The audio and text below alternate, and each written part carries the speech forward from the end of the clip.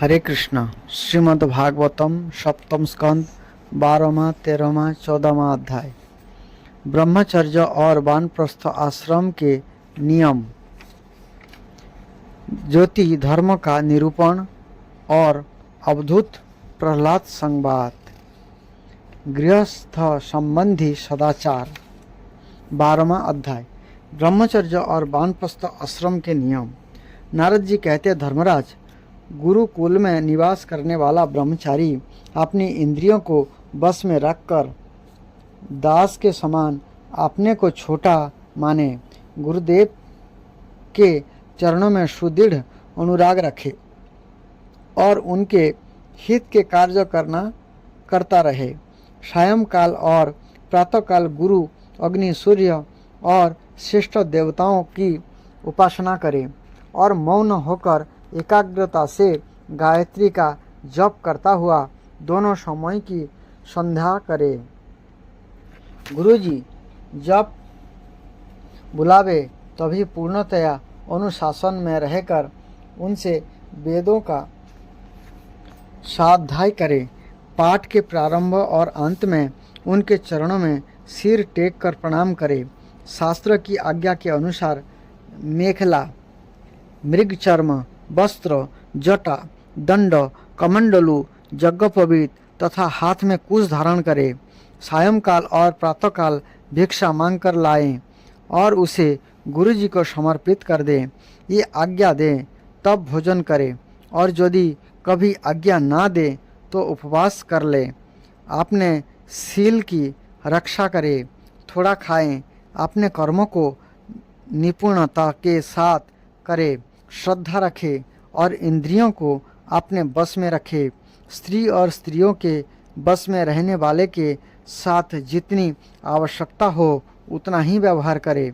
जो गृहस्थ नहीं है और ब्रह्मचर्य का व्रत लिए हुए है, उसे स्त्रियों की चर्चा से ही अलग रहना चाहिए। इंद्रियां बड़ी बलवान है, ये प्रयत्न पूर्वक साधन करने वालों के मन को भी शुद्ध करके खींच लेती है। युवक ब्रह्मचारी युवती गुरु पत्नियों से बाल सुलझवाना, शरीर मलवाना, स्नान करवाना, उपटन लगवाना इत्यादि कार्य ना करवाए। स्त्रियां आग के समान है और पुरुष घी के घड़े के समान। एकांत में तो अपनी कन्या के साथ भी ना रहना चाहिए। जब यह एकांत में ना हो तब भी आवश्यकता के अनुसार ही उसके पास रहना चाहिए। जब तक यह जीव आत्म साक्षात्कार के द्वारा इन देह और इंद्रियों को प्रीति मात्र निश्चय करके स्वतंत्र नहीं हो जाता, तब तक मैं पुरुष हूँ और वह स्त्री है, यह द्वैत नहीं मिटता। और तब तक यह भी निश्चित है कि ऐसे पुरुष यदि स्त्री के संसर्ग में रहेंगे तो उनमें भोग विद्धि हो ही जाएगी। ये सब शील, रक्षा आदि गुण गृहस्थ के लिए और सन्यासी के लिए भी विहित है। गृहस्थ के लिए गुरुकुल में रहकर गुरु की सेवा शुश्रूषा वैकल्पिक है, क्योंकि ऋतु गमन के कारण उसे वहाँ से अलग भी होना पड़ता है। जो ब्रह्मचर्य का व्रत धारण करे उन्हें चाहिए कि ये सुरमा या तेल ना लगवाएं, ओवटन ना मले, स्त्रियों के चित्र ना बनावे, मांस और मद से कोई संबंध ना रखे, फूलों के हार, इत्र, फूलेल, चंदन और आभूषणों का त्याग कर दे।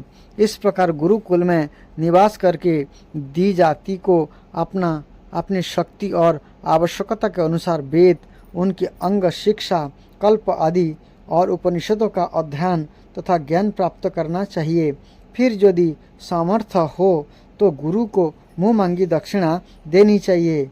इसके बाद उनकी आज्ञा से गृहस्थ, वानप्रस्थ अथवा संन्यास आश्रम में प्रवेश करे, जहाँ आजीवन ब्रह्मचर्य का पालन करते हुए उसी आश्रम में रहे। यद्यपि भगवान स्वरूपतः सर्वत्र एक रस स्थित है, अतएव उनका कहीं प्रवेश करना या निकलना नहीं हो सकता।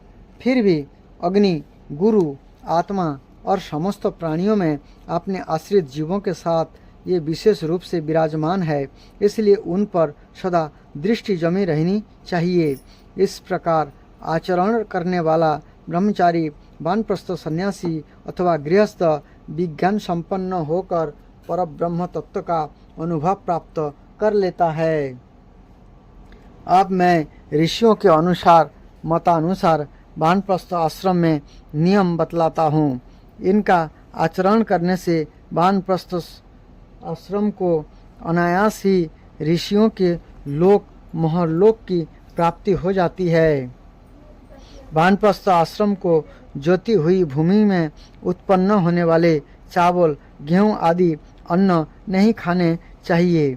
बिना जीते पैदा हुआ अन्न भी यदि असमय में पका हो तो उसे भी ना खाना चाहिए।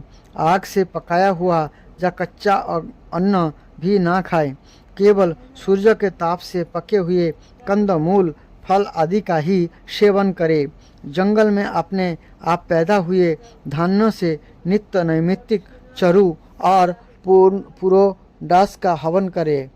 जब नए नए अन्न, फल, फूल आदि मिलने लगे तब पहले के इकट्ठे किए हुए अन्न का परित्याग कर दे।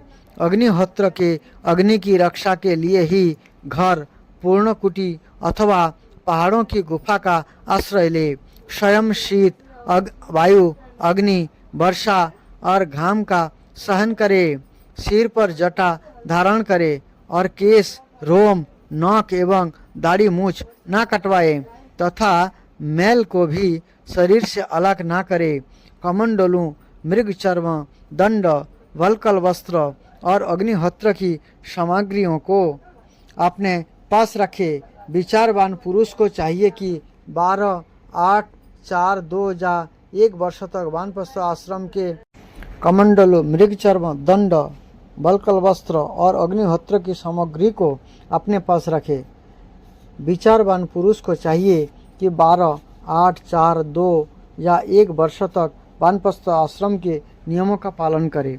ध्यान रहे कि कहीं अधिक तपस्या का क्लेश सहन करने से बुद्धि बिगड़ न जाए। वानप्रस्थी पुरुष जब रोग अथवा बुढ़ापे के कारण अपने कर्म पूरे ना कर सके और वेदांत विचार करने की भी सामर्थ्य ना रहे तब उसे अनशन आदि व्रत करने चाहिए। अनशन के पूर्व ही यह अपने आहवनीय आदि अग्नियों को अपने आत्मा में लीन कर ले। मैंपन और मेरेपन का त्याग करके शरीर को उसके कारण भूत तत्व में यथायोग्य भली भांति लीन करे। जितेंद्रिय पुरुष अपने शरीर के छिद्र कोशों को आकाश में, प्राणों को वायु में, गर्मी को अग्नि में, रक्त, कफ, पीप आदि जलीय तत्वों को जल में और हड्डी आदि ठोस वस्तुओं को पृथ्वी में लीन करे। इसी प्रकार वाणी और उसके कर्म, भाषण को उसके अधिष्ठात्री देवता अग्नि में, हाथ और उसके द्वारा होने वाली कला कौशल को इंद्र में, चरण और उसकी गति को काल स्वरूप विष्णु में, रति और उपस्थ को प्रजापति में एवं वायु और मलोत्सर्ग को उनके आश्रय के अनुसार मृत्यु में लीन कर दे। छत्र और उसके द्वारा सुने जाने वाले शब्दों को दिशाओं में, स्पर्श और त्वचा को वायु में, नेत्र सहित रूप को ज्योति में, मधुर आदि रस के सहित रसेंद्रियों को जल में और युधिष्ठिर घ्राणन इंद्रिय एवं उसके द्वारा सूंघ जाने वाले गंध को पृथ्वी में लीन कर दे। मनोरथों के साथ मन को चंद्रमा से समझ में आने वाले पदार्थों के सहित बुद्धि को ब्रह्मा में तथा अहंता और ममता रूप क्रिया करने वाले अहंकार को उसके कर्मों के साथ रुद्र में लीन कर दे। इसी प्रकार चेतना सहित चित्त को क्षेत्रज्ञ अर्थात जीव में और गुणों के कारण विकारी से प्रतीत होने वाले जीव को पर ब्रह्म में लीन कर दे। साथ ही पृथ्वी का जल में, जल का अग्नि में, अग्नि का वायु में, वायु का आकाश में, आकाश का अहंकार में, अहंकार का महत्तत्व में, महत्तत्व का अव्यक्त में और अव्यक्त का अविनाशी परमात्मा में लय कर दे। इस प्रकार अविनाशी परमात्मा के रूप में अवशिष्ट जो दीजस्तु है, यह आत्मा है, यह मैं हूँ, यह जानकर अद्वितीय भाव में स्थित हो जाए। जैसे अपने आश्रय काष्ठादि के भस्म हो जाने पर अग्नि शांत होकर अपने स्वरूप में स्थित हो जाता है, वैसे ही वह भी उपरत हो जाए। यहाँ मूल में प्रचेत सा पद है जिसका अर्थ वरुण के सहित होता है। वरुण रसनेंद्रिय की अधिष्ठाता है। श्री धर स्वामी ने भी इसी मत को स्वीकार किया है, परंतु इस प्रसंग में सर्वत्र इंद्रियों और उसके विषय का अधिष्ठात्री देव में लय करना बताया गया है। फिर रसनेंद्रिय के लिए ही नया क्रम युक्ति युक्त नहीं जचता। इसलिए यहाँ श्री विश्वनाथ चक्रवर्ती के मतानुसार प्रचेतसा पद का मतलब प्रकृष्टम चेत जत्र स प्रचेतो मधुरा दीर सस्तेन, जिसकी ओर चित्त अधिक आकृष्ट हो, यह मधुर आदि रस प्रचेतस है। इसके सहित इस विग्रह के अनुसार प्रस्तुत अर्थ किया गया है और वही युक्ति युक्त मालूम होता है। 13वां अध्याय ज्योति धर्म का निरूपण और अवधूत प्रहलाद संवाद। श्री नारद जी कहते हैं, धर्मराज, यदि वानप्रस्थी में ब्रह्मचारी का सामर्थ्य हो तो शरीर के अतिरिक्त और सब कुछ छोड़कर यह संन्यास ले ले तथा किसी भी व्यक्ति, वस्तु, स्थान और समय की अपेक्षा न रखकर एक गांव में एक ही रात ठहरने का नियम लेकर पृथ्वी पर विचरण करे। यदि वह वस्त्र पहने तो केवल कौपीन जिससे उसके गुप्त अंग ढक जाए, और जब तक कोई आपत्ति न आवे तब तक दंड तथा अपने आश्रम के चिन्ह के सिवा अपनी त्यागी हुई किसी भी वस्तु को ग्रहण न करे। सन्यासी को चाहिए कि वह समस्त प्राणियों का हितोषी हो, शांत रहे, भगवत परायण रहे और किसी का आश्रय न लेकर अपने आप में ही रमे एवं अकेला ही विचरे। इस संपूर्ण विश्व को कार्य और कारण से अतीत परमात्मा में अध्यस्त जाने और कार्य कारण स्वरूप इस जगत में ब्रह्म स्वरूप अपने आत्मा को परिपूर्ण देखे। आत्मदर्शी सन्यासी सुषुप्ति और जागरण की संधि में अपने स्वरूप का अनुभव करे और बंधन तथा मोक्ष दोनों ही केवल माया है, वस्तुतः कुछ नहीं ऐसा समझे। ना तो शरीर की अवश्य होने वाली मृत्यु का अभिनंदन करे और ना अनिश्चित जीवन का। केवल समस्त प्राणियों की उत्पत्ति और नाश के कारण काल की प्रतीक्षा करता रहे। असत्य अनात्मा वस्तु का प्रतिपादन करने वाले शास्त्रों से प्रीति ना करे। अपना जीवन निर्वाह के लिए कोई जीविका ना करे। केवल वाद विवाद के लिए कोई तर्क ना करे और संसार में किसी का पक्ष ना ले। शिष्य मंडली ना जुटावे, बहुत से ग्रंथों का अभ्यास ना करे, व्याख्यान ना दे और बड़े बड़े कर्मों का आरंभ ना करे। शांत समदर्शी एवं महात्मा सन्यासी के लिए किसी आश्रम का बंधन धर्म का कारण नहीं है। यह अपने आश्रम के चिन्हों को धारण करे, चाहे छोड़ दे। उसके पास कोई आश्रम का चिन्ह ना हो, परंतु वह आत्मानुसंधान में मग्न हो तो अत्यंत विचारशील, परंतु जान पड़े पागल और बालक की तरह। यह अत्यंत प्रतिभाशील होने पर भी साधारण मनुष्य की दृष्टि से ऐसा जान पड़े मानो कोई गूंगा है। युधिष्ठिर, इस विषय में महात्मा लोग एक प्राचीन इतिहास का वर्णन करते हैं। वो है दत्तात्रेय मुनि और भक्तराज प्रहलाद का संवाद। एक बार भगवान के परम प्रेमी प्रहलाद जी कुछ मंत्रियों के साथ लोगों के हृदय की बात जानने की इच्छा से लोकों में विचरण कर रहे थे। उन्होंने देखा कि शहीद पर्वत सम्य पर्वत की तलहटी में कावेरी नदी के तट पर पृथ्वी पर ही एक मुनि पड़े हुए हैं। उनके शरीर की निर्मल ज्योति अंगों के धूलि धूसरित होने के कारण ढकी हुई थी। उनके कर्म आकार वाणी और वर्ण आश्रम के आदि के चिन्हों से लोग यह नहीं समझ सकते थे कि ये कोई सिद्ध पुरुष है या नहीं। भगवान के परम प्रेमी भक्त प्रहलाद जी ने अपने सिर से उनके चरणों का स्पर्श करके प्रणाम किया। प्रहलाद जी ने अपने सिर से उनके चरणों का स्पर्श करके प्रणाम किया और विधि पूर्वक उनकी पूजा करके जानने की इच्छा से यह प्रश्न किया, भगवान, आपका शरीर उद्योगी और भोगी पुरुषों के समान हृष्ट पुष्ट है। संसार का यह नियम है कि उद्योग करने वालों को धन मिलता है, धन वालों को ही भोग प्राप्त होता है और भोगियों का ही शरीर हृष्ट पुष्ट होता है, और कोई दूसरा कारण तो हो नहीं सकता। भगवान, आप कोई उद्योग तो करते नहीं, यह ही पड़े रहते हैं, इसलिए आपके पास धन है ही नहीं, फिर आपको भोग कहाँ से प्राप्त होंगे? ब्राह्मण देवता, बिना भोग के ही आपका यह शरीर इतना हृष्ट पुष्ट कैसे है? यदि हमारे सुनने योग्य हो तो अवश्य बतलाइए। आप विद्वान, समर्थ और चतुर है, आपकी बातें बड़ी अद्भुत और प्रिय होती है।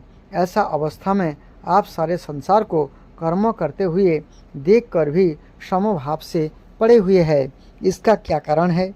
नारद जी कहते, धर्मराज, जब प्रहलाद जी ने महामुनि दत्तात्रेय जी से इस प्रकार प्रश्न किया, तब ये उनकी अमृतमयी वाणी के वशीभूत हो मुस्कुराते हुए बोले।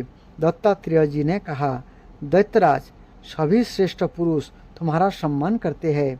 मनुष्य को कर्मों की प्रवृत्ति और उनकी निवृत्ति का क्या फल मिलता है, यह बात तुम अपनी ज्ञान दृष्टि से जानते ही हो। तुम्हारा अनन्य भक्ति के कारण देवाधिदेव भगवान नारायण सदा तुम्हारे हृदय में विराजमान रहते हैं, और जैसे सूर्य अंधकार को नष्ट कर देते हैं, ऐसे ही ये तुम्हारे अज्ञान को नष्ट करते रहते हैं। तो भी प्रहलाद, मैंने जैसा कुछ जाना है उसके अनुसार मैं तुम्हारे प्रश्नों का उत्तर देता हूँ, क्योंकि आत्मशुद्धि के अभिलाषियों को तुम्हारा सम्मान अवश्य करना चाहिए। प्रहलाद जी, तृष्णा एक ऐसी वस्तु है जो इच्छा अनुसार भोगों के प्राप्त होने पर भी पूरी नहीं होती। इसी के कारण जन्म मृत्यु के चक्र में भटकना पड़ता है। तृष्णा ने मुझसे ना जाने कितने कर्म कराए और उनके कारण ना जाने कितनी जनियों में मुझे डाला। कर्म के कारण अनेकों जनियों में भटकते भटकते दैववश मुझे यह मनुष्य जनी मिली है, जो स्वर्ग, मोक्ष, तिर्यक जोनि तथा इस मानव देह की भी प्राप्ति का द्वार है। इसमें पुण्य करे तो स्वर्ग, पाप करे तो पशु पक्षी आदि की जनी, निवृत्ति हो जाए तो मोक्ष, और दोनों प्रकार के कर्म किए जाए तो फिर मनुष्य जनी की ही प्राप्ति हो सकती है। परंतु मैं देखता हूँ कि संसार के स्त्री पुरुष कर्म तो करते हैं सुख की प्राप्ति और दुख की निवृत्ति के लिए, किंतु उसका फल उल्टा होता ही है और ये और भी दुख में पड़ जाते हैं। इसीलिए मैं कर्मों से उपरत हो गया हूँ। सुख ही आत्मा का स्वरूप है। समस्त चेष्टाओं की निवृत्ति ही उसका शरीर, उसके प्रकाशित होने का स्थान है। इसीलिए समस्त भोगों को मन राज्य मात्र समझकर मैं अपने प्रारब्ध को भोगता हुआ पड़ा रहता हूँ। मनुष्य अपने सच्चे सार्थ अर्थात वास्तविक सुख को, जो अपना स्वरूप ही है, भूलकर इस मिथ्या दैत्य को सत्य मानता हुआ अत्यंत भयंकर और विचित्र जन्मों और मृत्युओं में भटकता रहता है।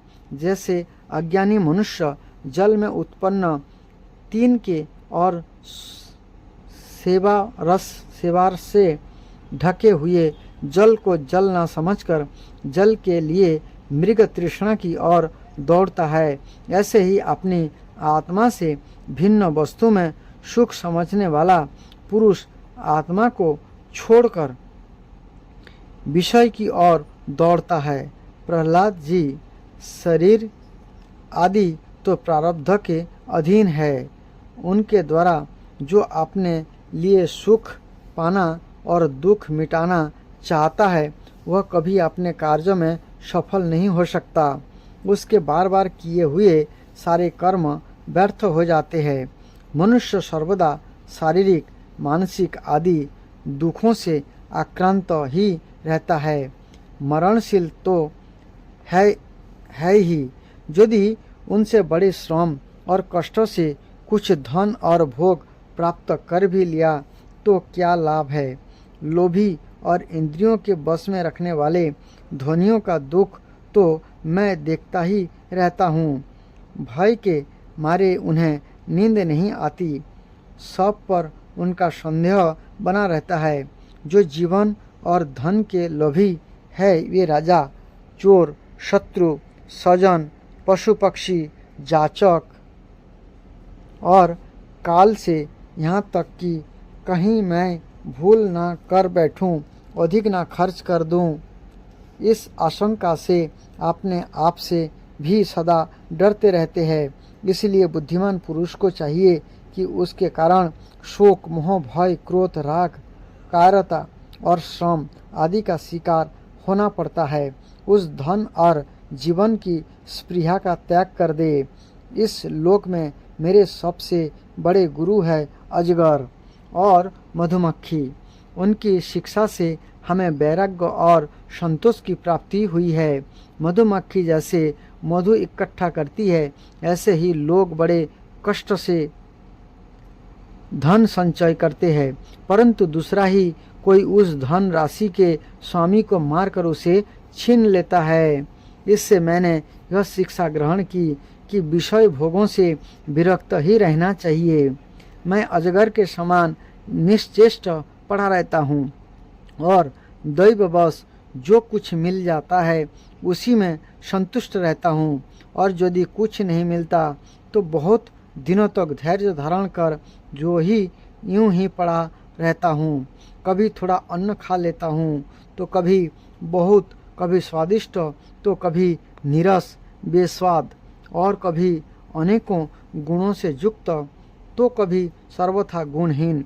कभी बड़ी श्रद्धा से प्राप्त हुआ अन्न खाता हूँ तो कभी अपमान के साथ, और किसी समय अपने आप ही मिल जाने पर कभी दिन में, कभी रात में, और कभी एक बार भोजन करके भी दोबारा कर लेता हूँ। मैं अपने प्रारब्ध के भोग में ही संतुष्ट रहता हूँ। इसीलिए मुझे रेशमी या सूती मृग चर्म या चीर बलकल या और कुछ जैसा भी वस्त्र मिल जाता है, ऐसे ही पहन लेता हूँ। कभी मैं पृथ्वी, घास, पत्ते, पत्थर या राख के ढेर पर ही पड़ा रहता हूँ, तो कभी दूसरों की इच्छा से महलों में पलंगों और गद्दे पर सो लेता हूँ। दैत्यराज, कभी नहा धोकर शरीर में चंदन लगाकर सुंदर वस्त्र, फूलों के हार और गहने पहन रथ, हाथी और घोड़े पर चढ़कर चलता हूँ, तो कभी पिशाच के समान बिल्कुल नंग धड़ंग विचरता हूँ। मनुष्य के स्वभाव भिन्न भिन्न होते ही है, अतः ना तो मैं किसी की निंदा करता हूँ और ना स्तुति ही। मैं केवल इनका परम कल्याण और परमात्मा से एकता चाहता हूँ। सत्य का अनुसंधान करने वाले मनुष्य को चाहिए कि जो नाना प्रकार के पदार्थ और उनके भेद विभेद मालूम पड़ रहे हैं उनको चित्त वृत्ति में हवन कर दे। चित्त वृत्ति को इन पदार्थों के संबंध में विविध भ्रम उत्पन्न करने वाले मन को सात्विक अहंकार में और सात्विक अहंकार को महत तत्व के द्वारा माया से हवन कर दे। इस प्रकार ये सब भेद विभेद और उनका कारण माया ही है ऐसा निश्चय करके फिर उस माया को आत्मानुभूति में सहा कर दे। इस प्रकार आत्म साक्षात्कार के द्वारा आत्मा स्वरूप में स्थित होकर निष्क्रिय एवं उपरत हो जाए। प्रहलाद जी, मेरी यह आत्मकथा अत्यंत गुप्त एवं लोक और शास्त्रों के परे की वस्तु है। तुम भगवान के अत्यंत प्रेमी हो, इसलिए मैंने तुम्हारे प्रति इसका वर्णन किया है। नारद जी कहते, महाराज, प्रहलाद जी ने दत्तात्रेय मुनि से परमहंसों के इस धर्म का श्रवण करके उनकी पूजा की और फिर उनसे विदा लेकर बड़ी प्रसन्नता से अपनी राजधानी के लिए प्रस्थान किया। 14वां अध्याय, गृहस्थ संबंधी सदाचार। राजा युधिष्ठिर ने पूछा, देवर्षि नारद, मेरे जैसा गृहासक्त गृहस्थ बिना विशेष परिश्रम के इस पद को किस साधन से प्राप्त कर सकता है? आप कृपा करके मुझे बतलाइए। नारद जी ने कहा, युधिष्ठिर, गृहस्थ आश्रम में रहे और गृहस्थ धर्मों के अनुसार सब काम करे, परंतु इन्हें भगवान के प्रति समर्पित कर दे और बड़े बड़े संत महात्माओं की सेवा भी करे। आकाश के अनुसार विरक्त पुरुषों में निवास करे और बार बार श्रद्धापूर्वक भगवान के अवतारों की लीला सुधा का पान करता रहे। जैसे स्वप्न टूट जाने पर मनुष्य स्वप्नों के संबंधियों से आसक्त नहीं रहता, ऐसे ही जो सत्संग के द्वारा बुद्धि शुद्ध हो तो शरीर, स्त्री, पुत्र, धन आदि आसक्ति स्वयं छोड़ता चले, क्योंकि एक ना एक दिन ये छूटने वाला ही है। बुद्धिमान पुरुषों को आवश्यकता के अनुसार ही घर और शरीर की सेवा करनी चाहिए, अधिक नहीं।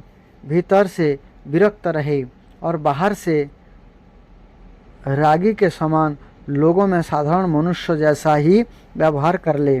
माता पिता, भाई बंधु, पुत्र मित्र, जाति वाले और दूसरे जो कुछ कहे अथवा जो कुछ चाहे, भीतर से ममता न रख कर उनका अनुमोदन कर दे।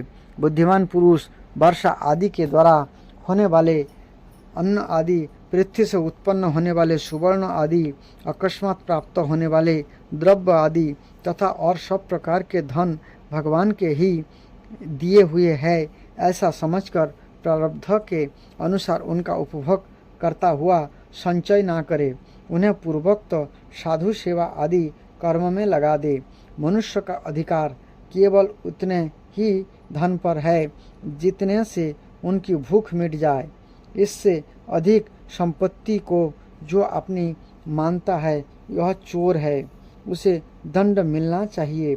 हरिण, ऊंट, गधा, बंदर, चूहा, सरीसृप, रेंगने के चलने वाले प्राणी, पक्षी और मक्खी आदि को अपने पुत्र के समान ही समझे। उनमें और पुत्र में अंतर ही कितना है। गृहस्थ मनुष्य को भी धर्म, अर्थ और काम के लिए बहुत कष्ट नहीं उठाना चाहिए, बल्कि देश काल और प्रारब्ध के अनुसार जो कुछ मिल जाए उसी से संतोष करना चाहिए। अपनी समस्त भोग सामग्रियों को कुत्ते, पतित और चंडाल पर्यंत सब प्राणियों को यथायोग्य बांटकर ही अपने काम में लाना चाहिए। और तो क्या, अपनी स्त्री को भी, जिसे मनुष्य समझता है कि वह मेरी है, अतिथि आदि की निर्दोष सेवा में नियुक्त रखे। लोग स्त्री के लिए अपने प्राण तक दे डालते हैं, यहाँ तक कि अपने माँ बाप और गुरु को भी मार डालते हैं। उस स्त्री पर से जिसने अपनी ममता हटा ली, उसने स्वयं नित्य विजयी भगवान पर भी विजय प्राप्त कर ली। यह शरीर अंत में कीड़े, विष्ठा या राख की ढेर होकर रहेगा। यहाँ तो यह तुच्छ शरीर और उसके लिए जिसमें आसक्ति होती है वह स्त्री और वहाँ अपनी महिमा से आकाश को भी ढांक रखने वाला अनंत आत्मा गृहस्थ को चाहिए कि प्रारब्ध से प्राप्त और पंचयज्ञ आदि से बचे हुए अन्न से ही अपना जीवन निर्वाह करे। जो बुद्धिमान पुरुष इसके सिवा और किसी वस्तु में सत्य नहीं रखते, उन्हें संतों का पद प्राप्त होता है। अपनी वर्णाश्रम विहित वृत्ति के द्वारा प्राप्त सामग्रियों से प्रतिदिन देवता, ऋषि, मनुष्य, भूत और पितृगण का तथा अपने आत्मा का पूजन करना चाहिए। वह एक ही परमेश्वर की भिन्न भिन्न रूपों में आराधना है।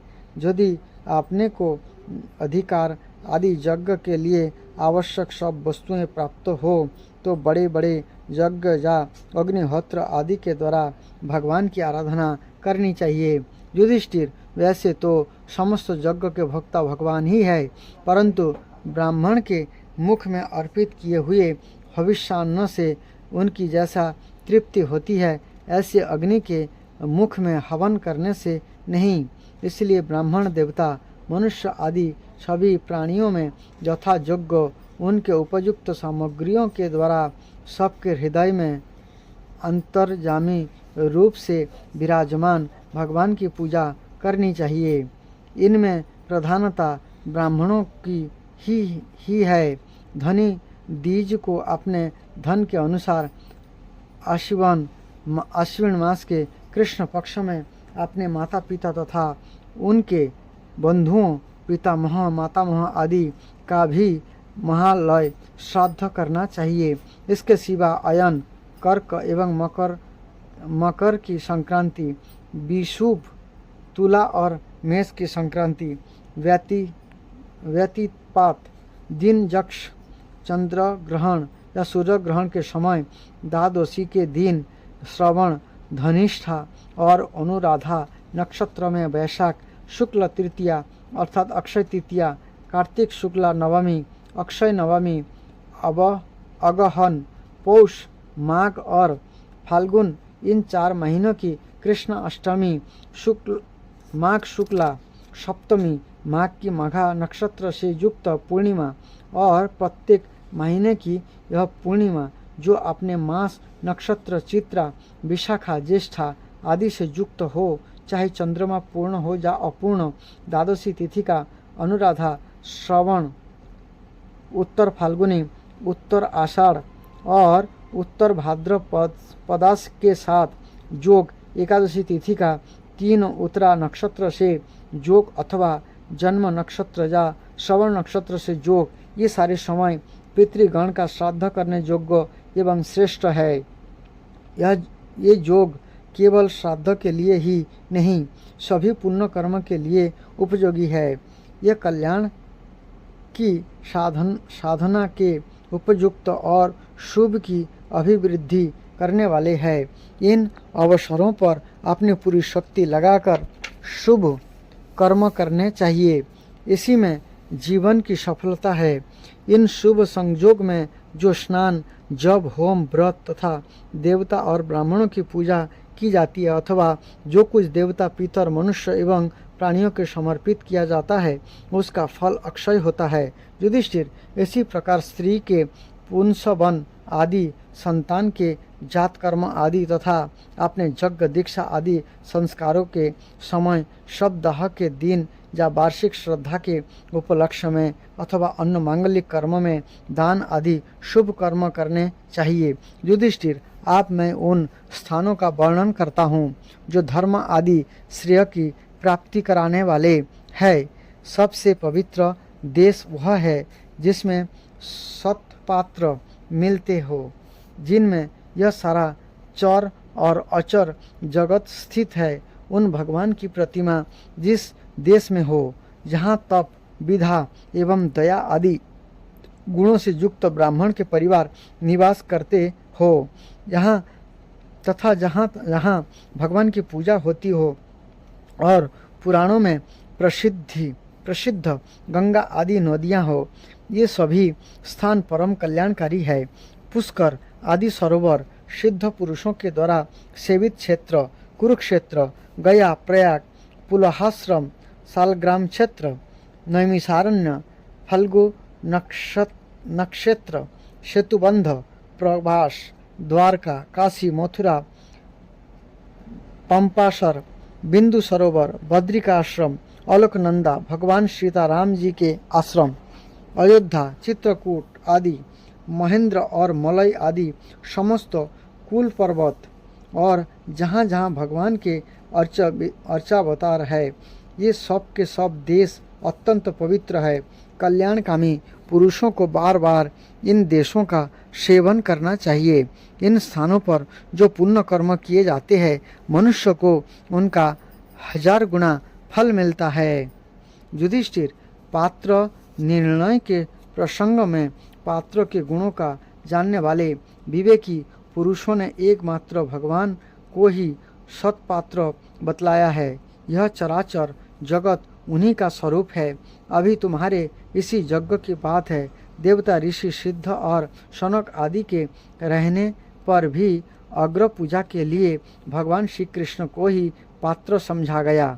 असंख्य जीवों से भरपूर इस ब्रह्मांड रूप महावृक्ष के एकमात्र मूल भगवान श्री कृष्ण ही है। इसलिए उनकी पूजा से समस्त जीवों की आत्मा तृप्त हो जाती है। उन्होंने मनुष्य, पशु, पक्षी, ऋषि और देवता आदि के शरीर रूप पूरों की रचना की है तथा वे ही इन पूरों में जीव रूप से शयन भी करते हैं। इसी से उनका एक नाम पुरुष भी है। युधिष्ठिर, एक रस रहते हुए भी भगवान इन मनुष्य आदि शरीरों में उनकी विभिन्नताएं के कारण न्यूनाधिक रूप से प्रकाशमान है। इसलिए पशु, पक्षी आदि शरीरों की अपेक्षा मनुष्य ही श्रेष्ठ पात्र है। और मनुष्य में भी जिसमें भगवान का अंश, तप, योग आदि जितना ही अधिक पाया जाता है, वह उतना ही श्रेष्ठ है। युधिष्ठिर, त्रेता आदि युग में जब विद्वानों ने देखा कि मनुष्य परस्पर एक दूसरे का अपमान आदि करते हैं, तब उन लोगों ने उपासना की सिद्धि के लिए भगवान की प्रतिमा की प्रतिष्ठा की। तभी से कितने ही लोग बड़ी श्रद्धा और सामग्री से प्रतिमा से ही भगवान की पूजा करते हैं, परंतु जो मनुष्य से देश करते हैं, उन्हें प्रतिमा की उपासना करने पर भी सिद्धि नहीं मिल सकती। युधिष्ठिर, मनुष्य में भी ब्राह्मण विशेष सुपात्र माना गया है, क्योंकि वह अपनी तपस्या, विधा और संतोष आदि गुणों से भगवान के देव रूप शरीर को धारण करता है। महाराज, हमारी और तुम्हारी तो बात ही क्या, ये जो सर्वात्मा भगवान श्री कृष्ण है, इनके भी इष्ट देव ब्राह्मण ही है, क्योंकि उनके चरणों की धूल से तीनों लोक पवित्र होते रहते हैं। हरे कृष्ण।